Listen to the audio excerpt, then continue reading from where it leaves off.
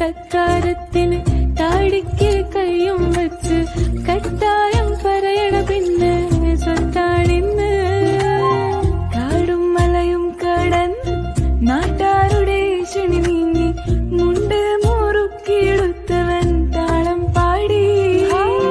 ബേജാറായോടിയ ലോകം ആരാടിയ കാഴ്ചകൾ കണ്ട് തക്കാളിക്കരയും വച്ച് ചോറുണ്ടാക്കി.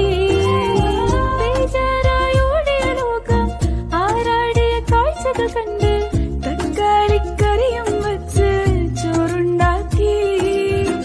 ഉയ്യാപ്പിള തക്കാരത്തിന് താടിക്ക് കൈയും വച്ച് കട്ടായം